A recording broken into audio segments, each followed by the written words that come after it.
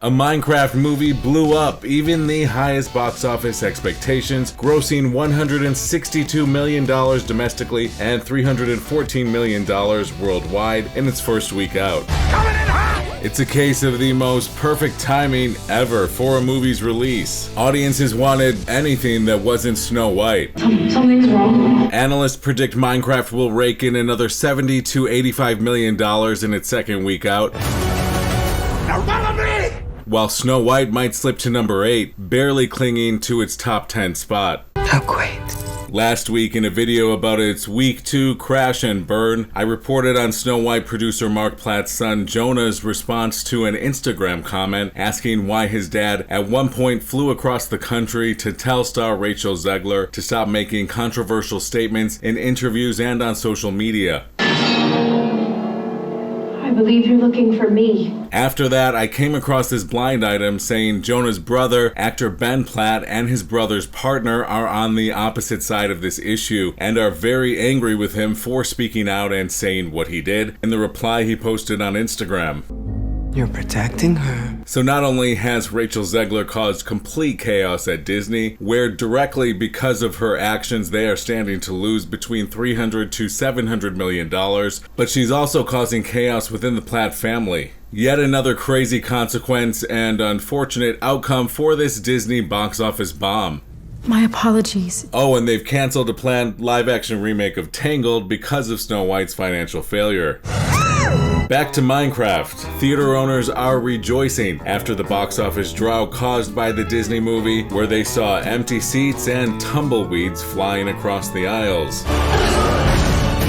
This movie is a joyful celebration of everything about Minecraft and creativity.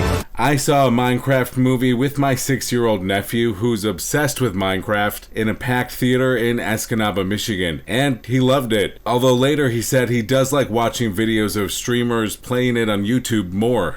This place makes no sense. It's an interactive movie like the Rocky Horror Picture Show, with people yelling things out at the screen. This is a crafting table.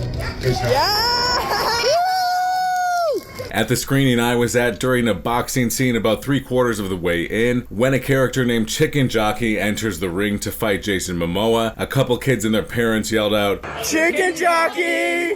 Woo!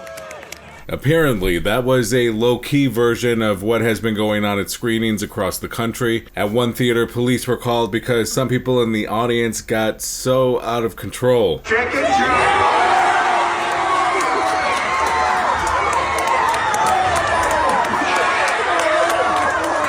And a video posted to Discussing Films X account showing someone lugging a live chicken into a movie theater has racked up over 3 million views.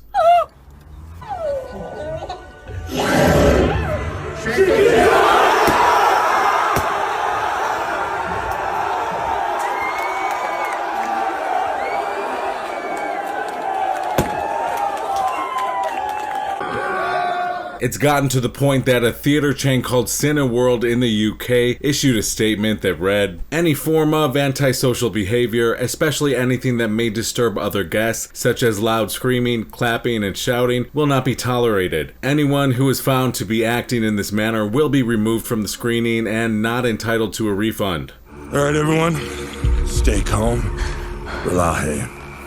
They forgot to add, "Don't bring a live chicken." Sorry to break it to Cineworld and other theater owners, but that's the fun of this movie and why it's such a big hit. About the audience reaction to the movie, director Jared Hess told Entertainment Weekly, quote, "It's weird when you're having too much fun and the cops get called. It's funny because I think it's just literally cheering and throwing popcorn, which is so funny to me that cops are getting called for popcorn. Yeah, it's hilarious. I've seen so many funny videos. It's great, especially when people are climbing on their friends' shoulders and standing up and cheering for those moments. It's like this crazy anticipation. But man, I'm just glad people are making memories with their friends and families." He also said he started to realize what the audience response could be when his son came home to visit from college, and he noticed that he and his friends were saying "chicken jockey" to each other. Hess said, quote, "My wife and daughters were like, 'Elliot, be quiet, we're so sick,' because he was quoting Chicken Jockey all the time, but had no clue that it would then evolve into what's been happening at theaters. It's just a bonanza." Chicken jockey!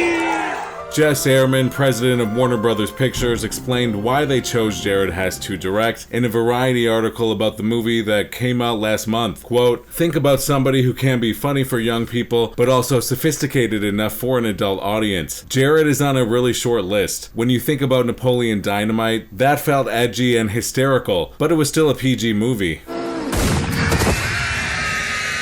Hess also talked about his reaction to the movie's massive success in the Entertainment Weekly article. Quote, "It's been so bananas. It's been way too fun. People are sending me these really hilarious speeches that a lot of teenagers are giving right before the movie. It's so hysterical, man. I'm staying up way too late." All right, let's do it. As far as the audience reaction to the movie at the screening I saw it at, there were lots of laughs for Jack Black. Flint and Steel. The sillier he acts, the more kids went wild and were laughing and getting a kick out of it. Also, all the music and songs he sings were a big hit with the crowd.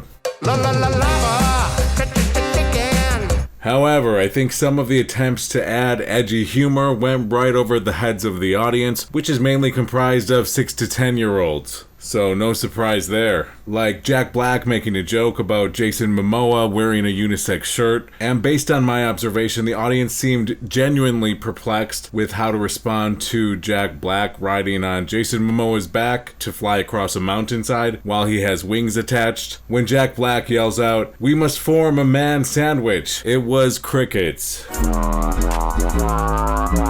Although in other showings, that same scene seems to be a big hit.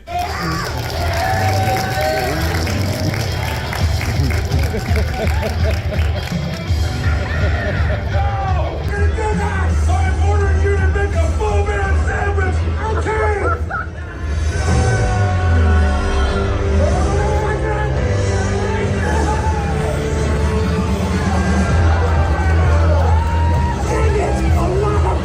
Jack Black was asked what it was like to film the scene in an interview with CBR Presents. When I was riding his back, it felt like an undulating mass of strong, powerful cobras underneath my loins.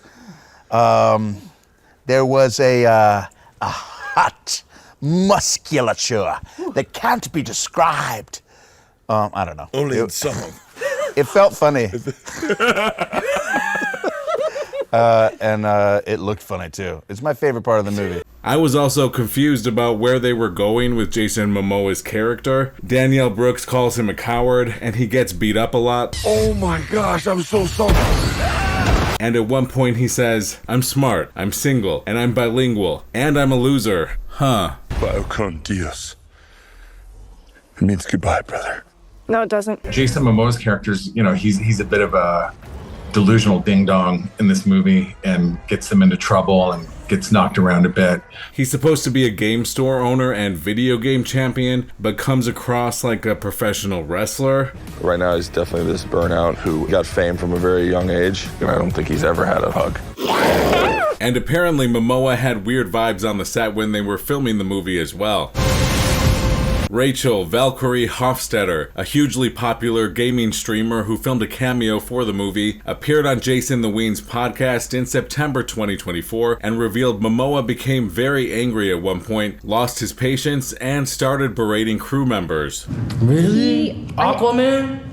I just saw him mistreat some of the crew, and it was pretty disappointing. It was after a very intense scene, and it was a very emotional scene, so maybe he was still in character, I don't know, but I just was kind of surprised by how he treated some of the crew, and it was what would he do? He was just really mad at them that they weren't doing something right. The way it was setting up the shot and stuff, and he was just angry, really mad and yelling, and so I was like, man, this is not a good work environment. I would not be happy working under these conditions. Damn. So yeah, I would probably have to say that was probably the worst celebrity thing I've seen. And coincidentally or not, after she said this, her cameo was cut from the movie. Not too hard to guess that she was probably cut because of the honest response she gave in the interview. An eagle-eyed Reddit user pointed out you can still see her in one shot in the distance in the finished film. Hofstetter talked about her cameo being cut on Twitch. As for the Minecraft movie, let's just say, I'm not gonna touch too much on it, but as much as you guys saw the other creators that were in it, would have been the equal amounts that you saw me in it, which is like 30 seconds. So it's okay. I would much rather not have that 30 seconds than be sued. So it's all good, okay? It's all good. It really was a wonderful 10 days in New Zealand for that 30 seconds. And I'm really glad I got to visit New Zealand. But I feel like things could have been so much worse. You know what I mean? So that's all I'm going to say about it. And despite being cut, she says she liked the movie. No, the movie did not suck. I thought it was good. I actually thought it was good. I was kind of surprised that some people didn't like it. I thought it was really good. They had a lot of Easter eggs. So there you have it. The kids were very satisfied and happy at the end of the screening I went to, and that's why it's going to continue to bury the competition going forward. What's my crap? Whoa. And that does it for this video. Do you think the rowdy and energetic atmosphere in theaters showing a Minecraft movie will become a new standard for fan engagement, or is it a one-off phenomenon? How do you think filmmakers and studios can harness the kind of passion and enthusiasm shown by Minecraft fans to create a more immersive and engaging cinematic experience? Let us know in the comments. If you enjoyed this video, please like and subscribe, and we'll see you in the next one.